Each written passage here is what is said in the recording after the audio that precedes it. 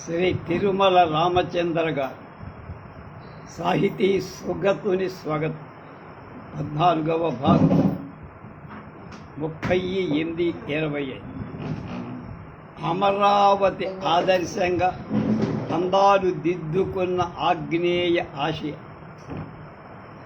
ఆచార్య నీలకంఠ శాస్త్రి గారు అన్నట్టు భారతవర్షంలోనే కాక ఆసియా అంతటా తత్వ జిజ్ఞాస మతతృష్ణ ముమ్మరంగా ఉన్న సమయంలో సిద్ధార్థుడు అవతరించాడు.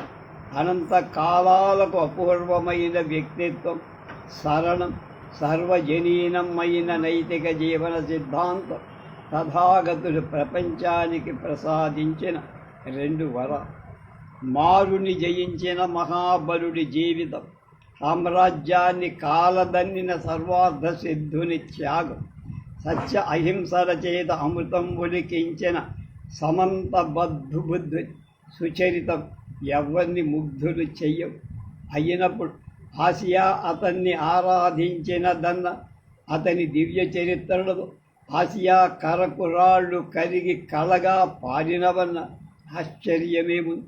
ముఖ్యంగా ఆగ్నేయ ఆసియాలోని బర్మా, మలయ, జావా, సుమత్రాది దేశాలు భారతదేశ ప్రతిరూపాలై 3 మూర్తుల మోసపోతలై తద్రూపం పొంది తన్మయం కావటంలో ఆశ్చర్యమేముంది. భారతీయ స్వీయ ధర్మ సంస్కృతి విస్తరణకు ప్రయత్నించినంతగా సామ్రాజ్య విస్తరణకు ప్రయత్నించాలి. 2 సహస్రాబ్దాల నాడు పొంగుడు వారిన భారతీయ సంస్కృతి త్రివిక్రముడిలాగా 3 అంగలు వేసి ఆసియా అంతా ఆక్రమించి నవోత్తేజం కలిగించి భ్రమల కీటకన్యాయంగా మార్చేసి ఈ సంస్కృతి త్రివిక్రముని మొదటి పరిక్రమం కృష్ణవేణి నుంచి ప్రారంభం కాగా నాగార్జునాచార్యుడు నామరూపాలుగా తీర్చగా అమరావతి అందాలు దిద్ది. ఈ విధంగా భారతీయ ధర్మ సామ్రాజ్యం అటు తూర్పున Burma, Siam, Malaya, Indochina, Indonesia, Tibet, Mongolia, Manchuria, China, Korea, జపాన్లు, అటు ఆఫ్ఘనిస్తాన్, పశ్చిమాసియా, మధ్యాసియాల బుద్ధుడికి ముందు తర్వాత కూడా విస్తరించి సముద్రయానంపై నిషేధమన్నది లేదు. ఆ కాలంలో దేహాలు 7 సముద్రాలు దాటి వెళ్ళగా సన్యాసులు, భిక్షువులు కొండలు, గుట్టలు, ఎడార్లు దాటి వెళ్ళారు. దేహాలు తమ సరుకులను విదేశాల సరుకులతో వినిమయం బార్టర్ పద్ధతి చేసుకోగా సన్యాసులు, భిక్షువులు ప్రజలు తరించి పుణ్యలోకాలు చేరటం కోసం తన ధర్మాన్ని విదేశీయులకు ఉపదేశించారు. భారత గహపతులు శ్రేష్ఠులంటే కోమటి విదేశాల్లో నిగమాలు, వర్తక సంఘాలు స్థాపించుకున్న చోట స్వధర్మానుసారం మందిరాలు, విహారాలు నెలకొల్పారు. ఈ నిగమాల ద్వారా, సంఘాల ద్వారా విదేశాలలో భారత సంస్కృతి అల్లిబిల్లిగా అల్లుతారు. నేగాలు అంటే వర్తకులు రాజానుగ్రహ పాత్రుడయ్యేవారు. ధర్మ ప్రచారకులు ప్రజా అనుగ్రహం సంపాది. ఈ విధంగా వాణిజ్య సంస్కృతులు ఒకదాని సరసన మరొకటి అడ్డుకుంటూ పోయాయి. దీంతో భారతీయులు అడుగుపెట్టిన చోటల్లా భారతీయ జీవన విధానమే వేళ్ళు తన్నిపూచి లంకకు లావణ్యం చెట్టిన ఆగ్నేయ దేశాలలో భారత సంస్కృతి, ముఖ్యంగా బౌద్ధ సంస్కృతి ఆకళింపుతో లంకతో ప్రారంభిద్దాం.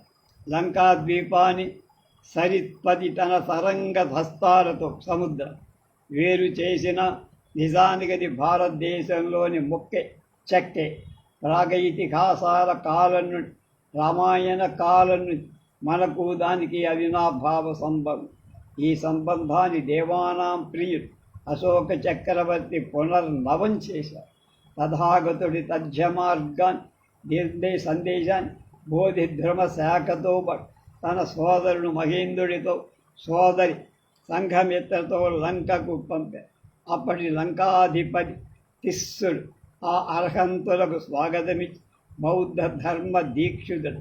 అతని రాజధాని అయిన అనురాధపురం తథాగతుడి దివ్యలీలలు చెక్కిన సుందర శిల్పాలతో ఇవాటికి రమణీయంగా ఇప్పటి 2000 ఏండ్ల కిందే లంకాధిపతి కట్టగామణి అభయగిరిలో మహావిహారం నిర్మించారు.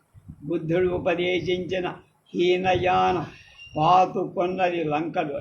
అది అక్కడి నుంచే బర్మా సయాంబులకు బర్మాను ముంచెత్తిన బౌద్ధం అగ్నేయాసియాలోని సిక్కు దేశాలు అనేక దేశాల ప్రజా జీవితాన్ని ఇటు నుంచి భారతదేశం అటు నుంచి చీనా ప్రభావితం చేశారు.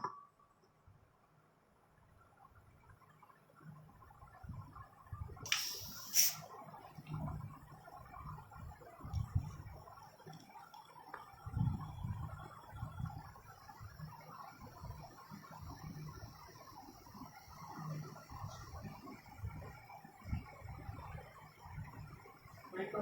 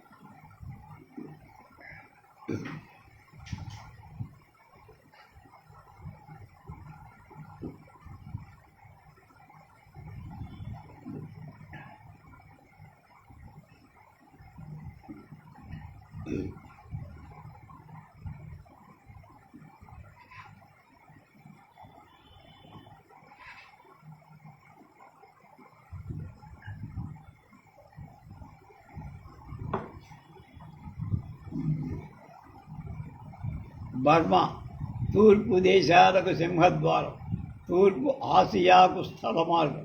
అస్సాం బర్మాల మీదుగానే బర్మాతో భారతీయ సంబంధం 2 సహస్రాబ్దాల ముందు నుంచే ఉంది. బౌద్ధం కూడా అలాంటి ప్రాచీన కాలంలోనే బర్మా ప్రవేశం. క్రీస్తు శకం 5వ శతాబ్దిలో బుద్ధ ఘోషుడు లంక నుంచి హీనయాన బౌద్ధాన్ని బర్మాకు తెచ్చాడంటారు. కానీ చీనా చరిత్ర మాత్రం అంతకుముందే బర్మాలో బౌద్ధం ఉందని చెప్తారు. బుద్ధ ఘోషుడికి ముందే మహాయాన బ్రహ్మయాన సంప్రదాయ వ్యాపించాయి.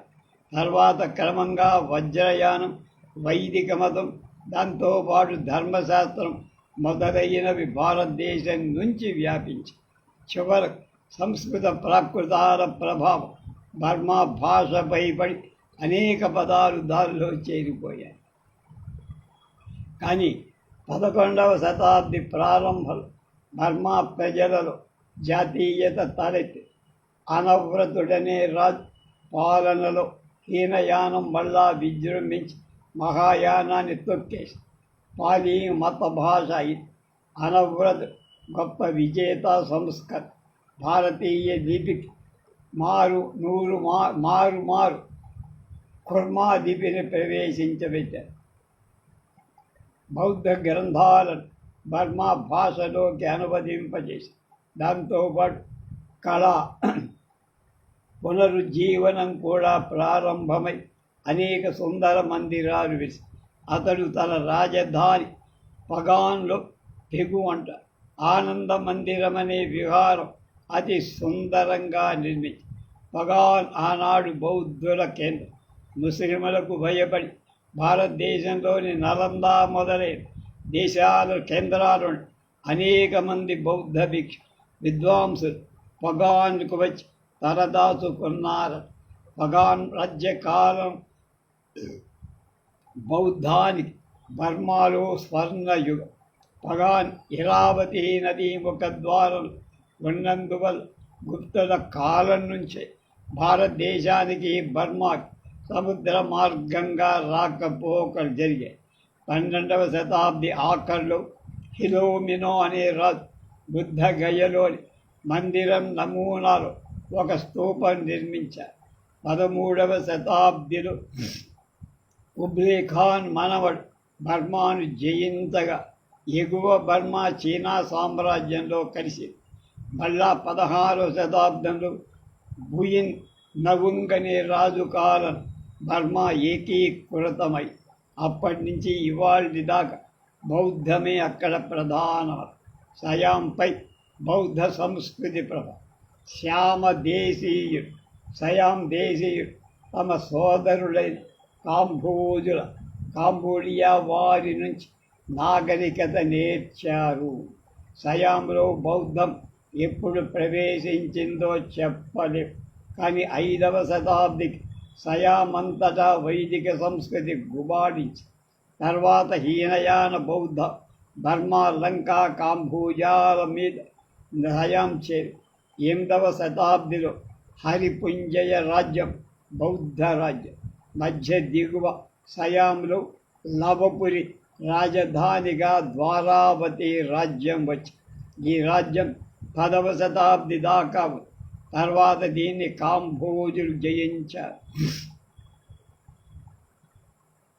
13వ శతాబ్ది తర్వాత చైనాలోని యునాన్ రాష్ట్రవాసులైన థాయి తెగవాడు సయాంను ఆక్రమించుకొని అనేక చిన్న చిన్న రాజ్యాలు స్థాపించి అవి వైదిక బౌద్ధ రాజ్యాలయ.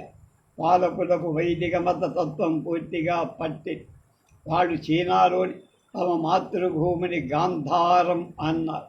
ఆ గాంధారంలోని ఒక భాగాన్ని విదేహమన్న దాని రాజధాని మిథిల అన్నారు.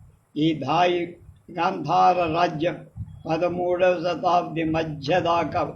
తర్వాత కుబ్లే ఖాన్ దీన్ని జయించి చీనా రాజ్యంలో కలిపారు.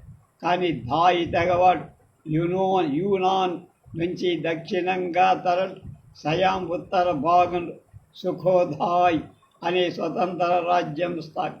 ఈ రాజవంశంలో గొప్ప రాజు ఖంబెంగ్ 14వ శతాబ్దివ. ఇతడి రాజ్యం దిగువ బర్మాలో కొంతవరకు వ్యాపించి అతని నగరం ముందు ఒక పెద్ద గంట వేలాడేది.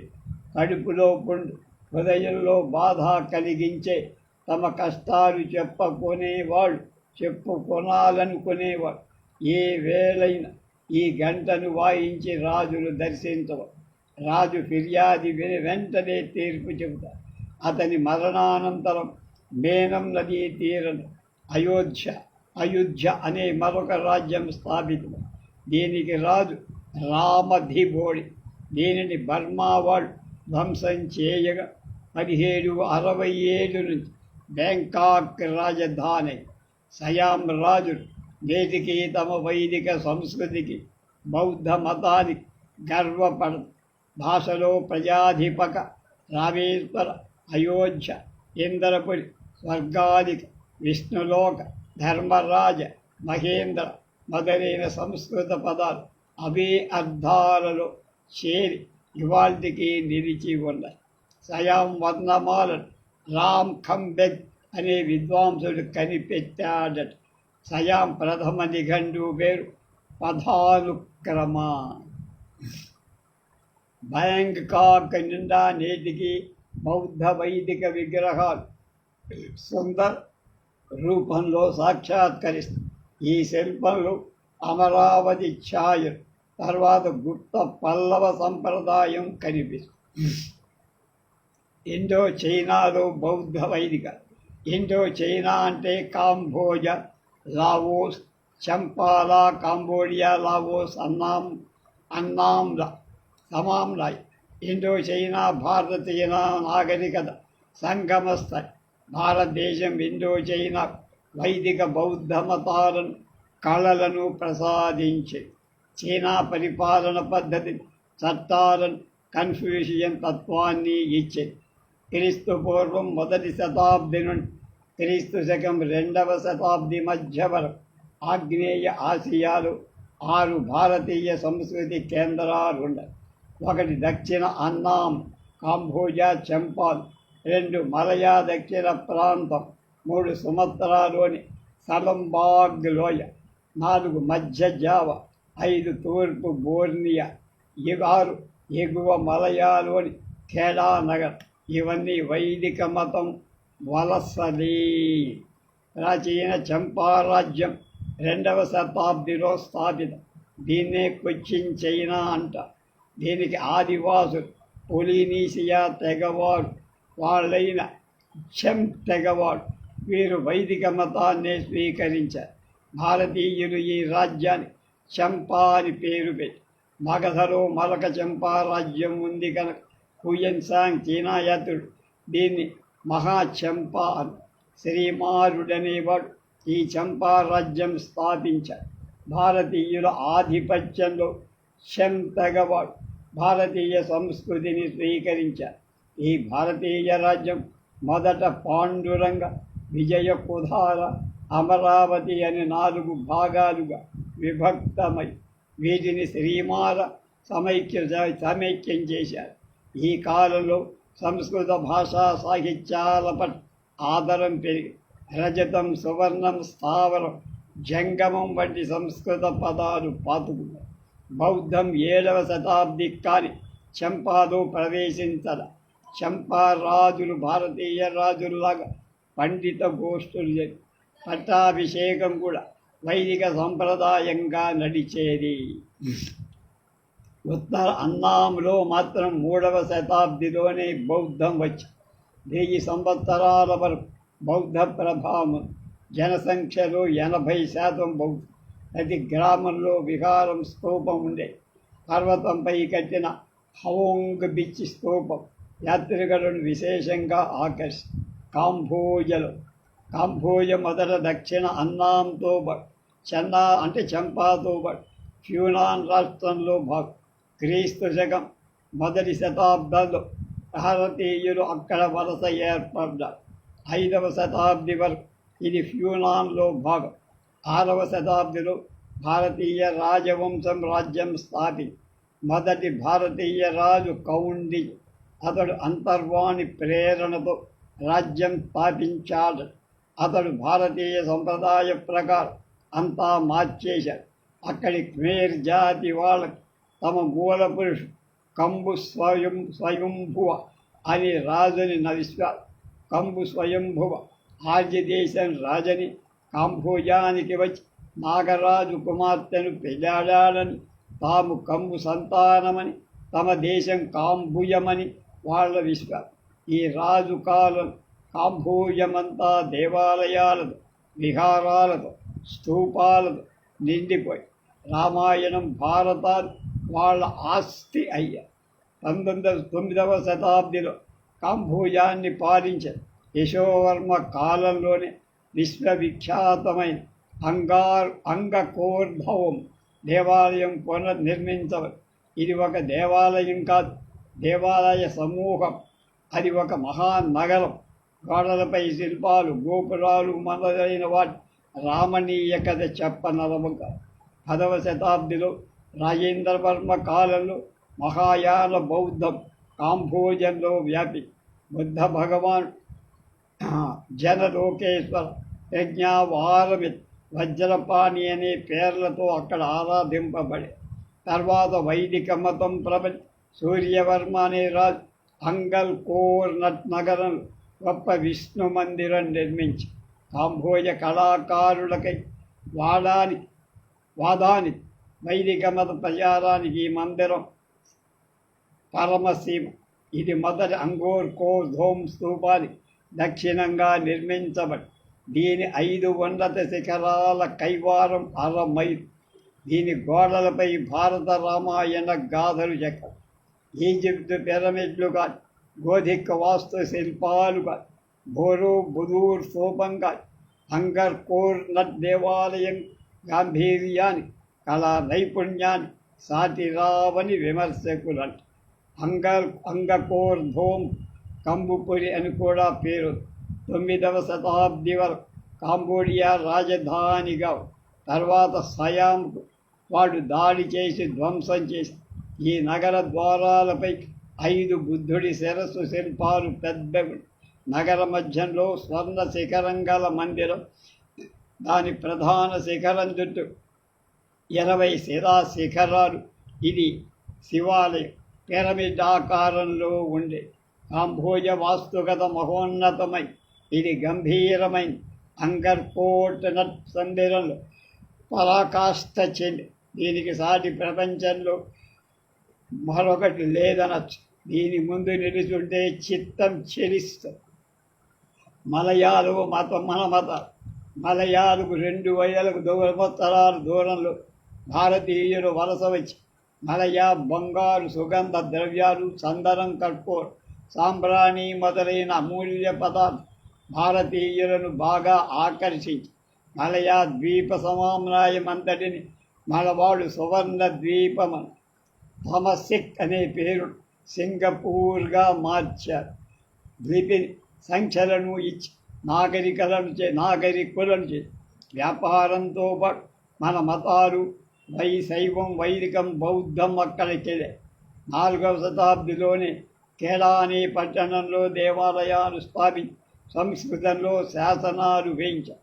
మధ్య ఆసియాలో శకులు, పూలులు, సైబీరియా బంగారు మనకు రాకుండా దారులు అడ్డగించి వేయటం వల్ల భారతీయులు బంగారం కోసం మలయాపైనే ఆధారపడాల్సి వచ్చింది. 1000 సంవత్సరాల పాటు మలయాలు వైదిక సంస్కృతి వర్ధి. వైదిక మతానుయాయుల కాలంలో సహాంగ రాజధాని ఇంద్రపూర్ అని వివరింపబడి మలయాలు హీనయాన, మహాయాన బౌద్ధాలు 4వ శతాబ్దంలో వ్యాపించి షెరక్ నగరంలో 2 గుప్త సంప్రదాయపు హీనయాన కాంస్య బౌద్ధ విగ్రహాలు దొరికాయి. హ్యూనాన్ సామ్రాజ్య పతనం తర్వాత శ్రీ విజయ సామ్రాజ్యం వ్యాపించి శ్రీ విజయ రాజ్యం ఏలిక శైలేంద్ర వంశరాజుల సముద్రాధిపత్యం అసమానమైందని అప్పటి ఆరబ్ చరిత్రకారులు రాశారు. 15వ శతాబ్ది నుండి ముస్లింల ప్రాబల్యం పెరిగి అయినా ముస్లింలలో ఆనాటి వైదికాచారాలు సుమత్రా స్వర్ణద్వీపం. సుమత్రాను రామాయణం స్వర్ణద్వీపం అని వర్ణించింది. సుమత్రాలోని పలెంబాగ్ లోయలు క్రీస్తు శకం 1వ శతాబ్దానికి భారతీయుల వలస ఏర్పడి 5-7 శతాబ్దుల మధ్య సుమత్రాలో బౌద్ధం వ్యాపి సుమత్రాలో 2 రాజ్యాలు. ఉత్తరాన ఇప్పటి జుంబీ నగరం రాజధానిగా మలయ, దక్షిణాన పలెంబాగు రాజధానిగా శ్రీ విజయ రాజ్యం ఉండే. శ్రీ విజయ రాజ్యం 5వ శతాబ్దం నుండి 10వ శతాబ్ది వరకు వర్ధిల్లింది. తర్వాత జాదవావళ్ దక్షిణాపథపు చోళులు జయించిన మళ్ళా స్వతంత్రమై శ్రీ విజయ రాజ్యం శైలేంద్ర వంశ పాలనలో ఉన్న గొప్ప బౌద్ధ కేంద్రం.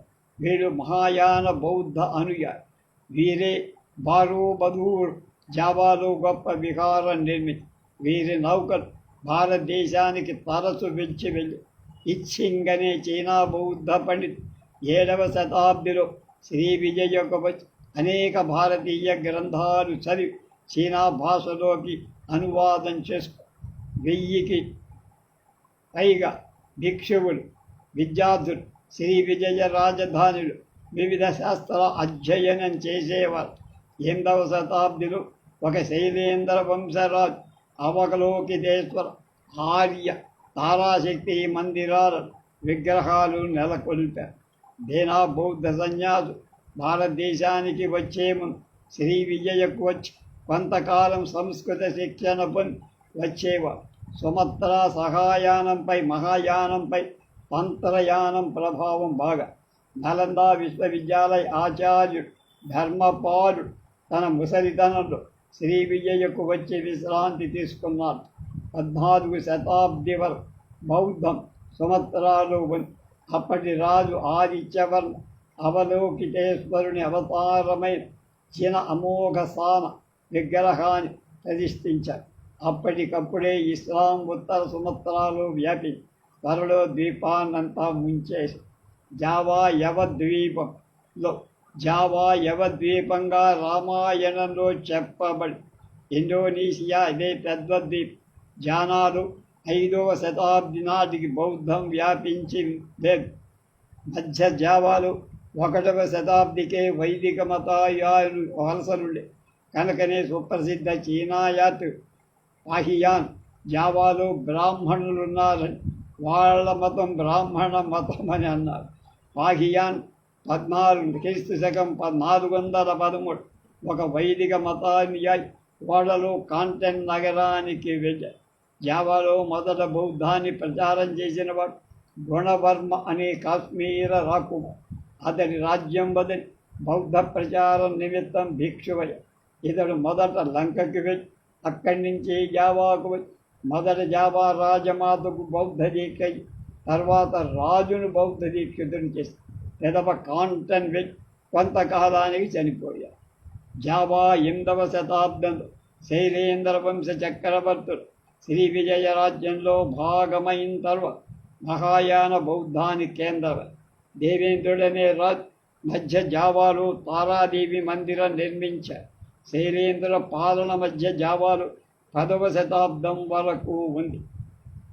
ఇది జావా వాస్తుశిల్పానికి స్వర్ణయుగం. బోరో బదూర్ స్తూపం శిలామయమైన ఇతిహాసం బట్టి ఈ కాలంలోనే నిర్మితం. చండీ వంశం వాస్తుశిల్ప నైపుణ్యానికి మచ్చుతర. బోరోబదూర్ మహామందిరం కృష్ణా తీరంలోని అమరావతి ఛాయలను ఉనికి పుచ్చుకుంది. 2వ 3వ శతాబ్దాల నుంచి అమరావతి బౌద్ధ వ్యాప్తికి కళా వ్యాప్తికి ప్రధాన కేంద్రమై బోరో బహదూర్ల మందర సుందర మందిర సముదాయం రామాయణ భారత గాథలకు సంపూర్ణంగా శిల్పానువాదం. మొత్తం 20 దేవాలయాల సముదాయం. కానీ ఒకప్పుడు అగ్నిపర్వతం బద్దలై ఈ దేవాలయ సముదాయం ఉన్న పీఠిక మాత్రం పీఠభూమిలో లావాతో ఉంచే.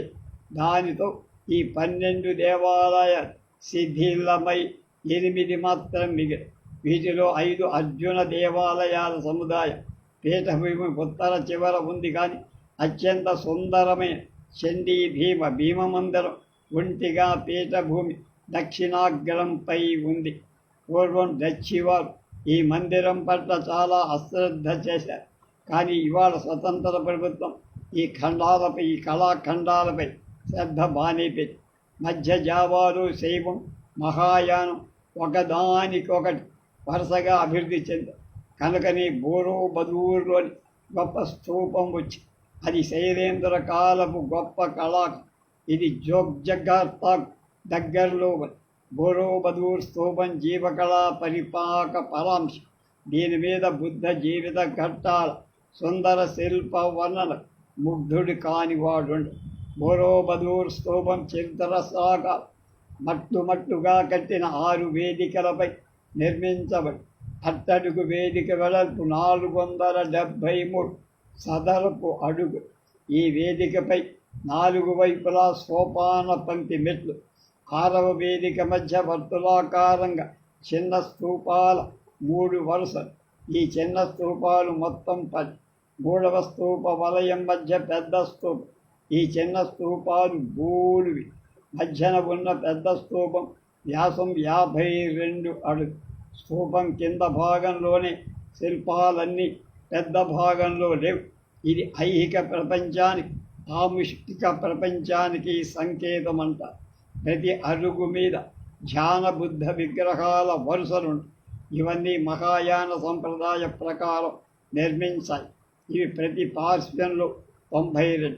తూర్పున అక్షోభ్యమూర్తులు, దక్షిణాన రత్న స్తంభవమూర్తులు, పశ్చిమాన అమితాభమూర్తులు, ఉత్తరాన అమోఘ సిద్ధమూర్తులు.